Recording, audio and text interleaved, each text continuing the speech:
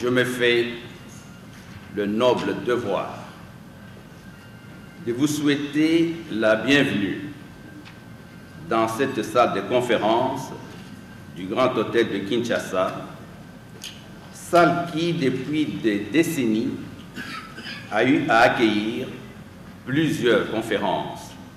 tant nationales qu'internationales, de très haute facture. Je commencerai par rappeler ici que le métier d'avocat est un métier d'excellence par excellence, qui nécessite non seulement une solide formation de base, déjà acquise au niveau académique, mais encore et surtout une formation permanente et continue au regard des contingences du moment où, tenez-le, les uns et les autres s'accordent volontiers à dire que le monde d'aujourd'hui est devenu un village planétaire. Il est évident que les avocats congolais, particulièrement ceux de Kinshasa, profiteront de ces journées commémoratives pour pouvoir éplucher ensemble quelques matières brûlantes de l'heure, en commençant par le droit OHADA, jusqu'au droit minier, en passant par les contrats internationaux et le partenariat public-privé, le fameux PPP qui est d'actualité. J'estime d'une part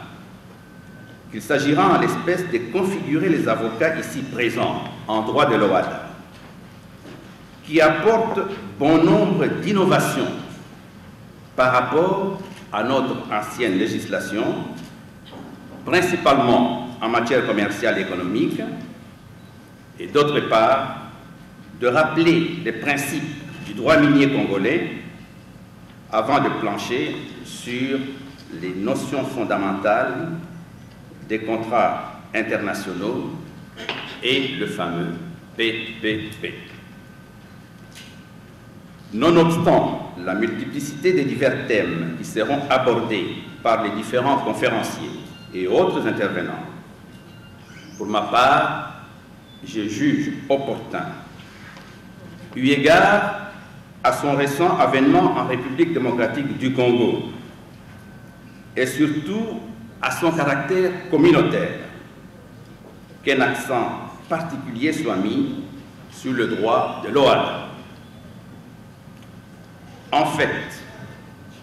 la création et le développement du droit de l'OHADA à travers l'Afrique subsaharienne ne pouvaient laisser indifférentes les autorités congolaises. Raison pour laquelle, à travers la loi 10/002 du 11 février 2010, Son Excellence, Monsieur le Président de la République, a autorisé l'adhésion de notre pays à l'OHADA par le mécanisme tout aussi simple que celui d'un article unique adopté à l'occasion. Il a fallu attendre le 27 juin 2012, soit 2 ans après, pour que le président de la République signe l'instrument d'adhésion effective de la République démocratique du Congo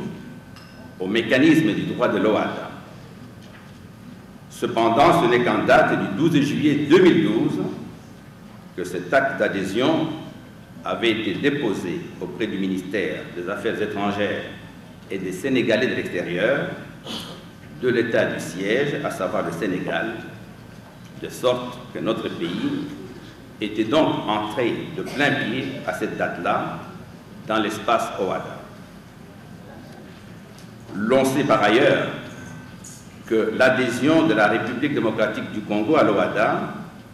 fait que les avocats de notre pays soient appelés à faire face à la compétitivité de leurs confrères de l'espace OHADA. Figurez-vous que la dernière initiative en Côte d'Ivoire de la création d'un barreau OHADA, sans implication des barreaux congolais ni des autres barreaux de l'espace OHADA par ailleurs,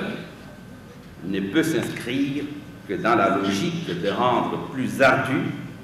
la compétitivité dans la profession d'avocat. À ce sujet, j'ai eu avec d'autres collègues africains à m'opposer à ce projet qui aurait dû être présenté lors de la réunion du Conseil des ministres de l'OHADA, réunion à laquelle j'avais pris part. Pour la petite histoire, mon collègue du Bénin, dont le barreau avait manifesté dans la rue contre ce projet, m'avait demandé de m'adresser à un membre du Conseil de l'ordre de ce barreau par téléphone pour résorber cette situation, mission que j'ai accomplie avec ferveur. Qu'à cela ne tienne, qui veut aller loin ménage sa monture, disent les sages, de sorte qu'en cette journée commémorative, le barreau national, ainsi que les barreaux de Kinshasa, Gombe et Matete, ne pouvaient manquer cette occasion pour faire pleine application de cette maxime au bénéfice des différents membres de leurs corporations respectives. Vous conviendrez avec moi qu'il y a lieu de saisir cette opportunité offerte pour aborder certaines questions importantes de droit qui contribueraient dans une certaine mesure à la formation continue des avocats de notre pays. Aussi, je déclare avec plaisir ouvert ce jour les travaux des journées du barreau congolais de l'année 2015 et je vous remercie.